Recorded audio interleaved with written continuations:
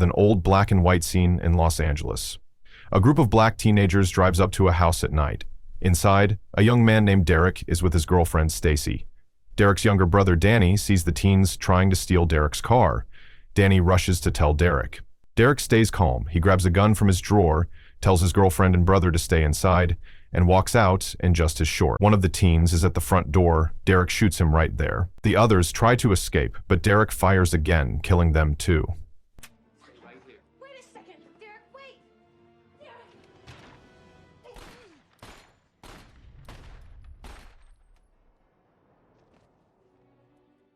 Dany comes outside and sees Derek looking proud, as if he enjoyed what he did.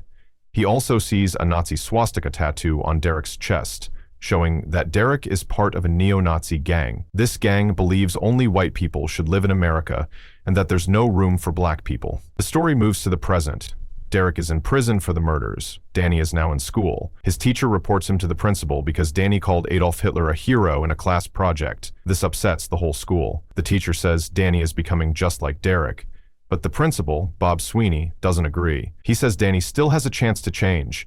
He doesn't want Dany to waste his life. Bob tells the teacher to leave and talks to Dany alone.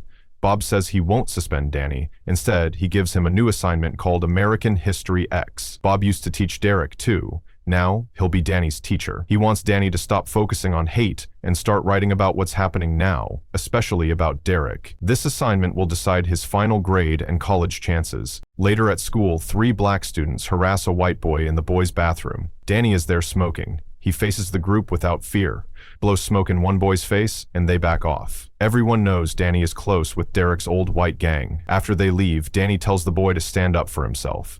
In another scene, Principal Bob goes to the local police station. The police and FBI called him to talk. Derek is about to be released from prison after 3.5 years. The authorities are worried that his return might spark more racial violence, since many white gangs still see him as a hero for killing those teens. But Bob says Derek is no longer the same. Prison changed him. The officers show Bob an old video of Derek from 10 years ago. It was recorded the day Derek's father was killed on duty by a black drug dealer. In the video, young Derek blames black, Asian, and Mexican people for crimes and says they'll take over jobs from white Americans. Bob tells the officers that the real threat isn't Derek anymore.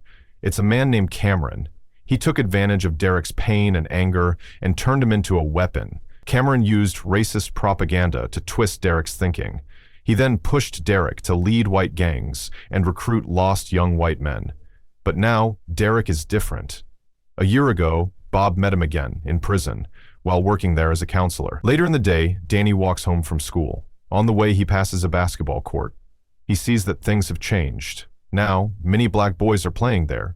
He remembers how it was 3 years ago when Derek used to come to that same court. The story flashes back again in black and white. Back then, a chubby white kid named Seth was playing basketball, while Derek and Cameron stood nearby, watching. Seth's team lost and some black boys started making fun of him. Derek then took off his shirt and stepped onto the court. He challenged the black players to a game, only white boys versus black boys. Derek set a condition. If his team won, the court would belong to the white kids, and no black kid could play there again.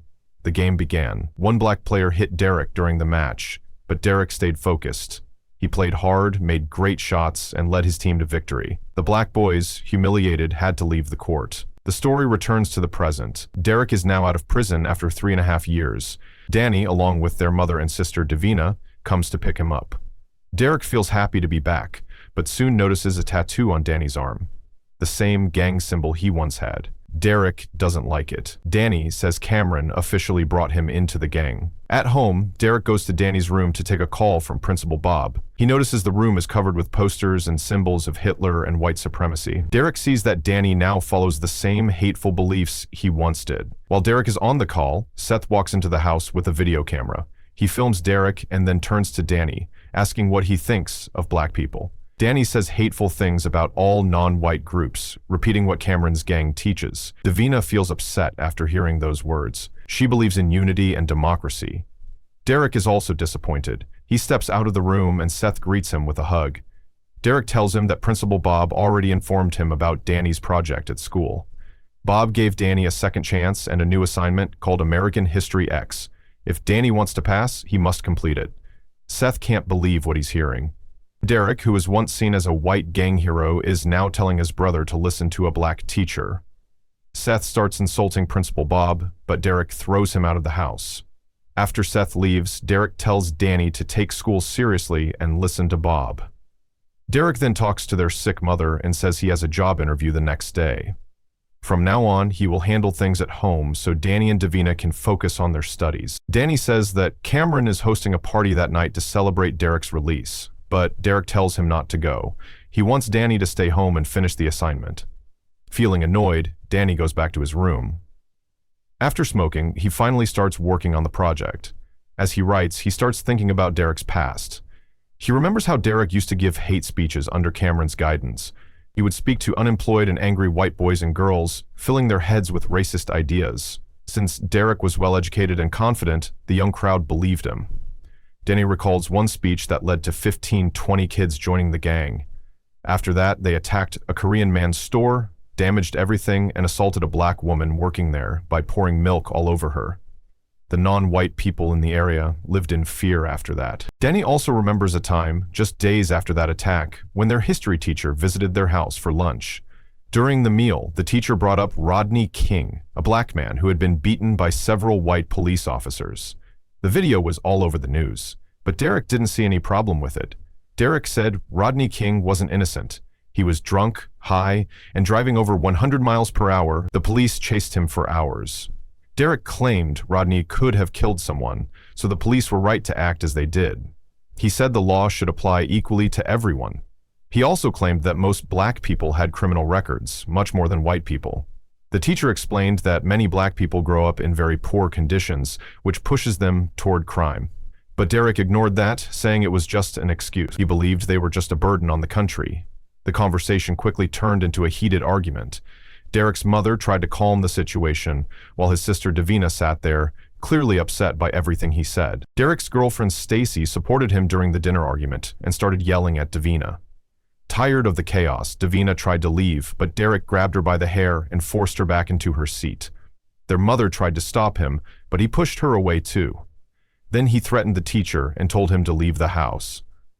The teacher left quietly, and their mother apologized for Derek's behavior. Dany wrote all these moments in his notebook for the school project. As he worked, he started thinking deeply. He realized that if he hadn't told Derek about the black teens that night, they might still be alive, and Derek wouldn't have gone to prison.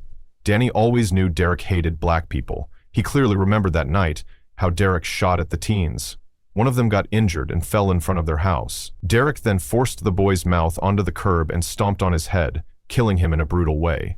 The violence was so horrifying that even Dany felt dizzy watching it. When the police came, Derek wasn't scared at all. He looked proud. Dany didn't tell the police about the curb stomp. If he had, Derek would have gotten life in prison. But Dany lied and said it was self-defense, because he still saw Derek as a hero. While he continued working on the project, Dany's white skinhead friends showed up. Ignoring Derek's warning, he went with them to Cameron's party. At the party, everyone treated Derek like a legend, and he also met Stacy again after years. She was happy to see him, but when Derek asked her to stay away from Cameron and the gang, she felt uncomfortable and started pulling away. Derek then went into Cameron's office.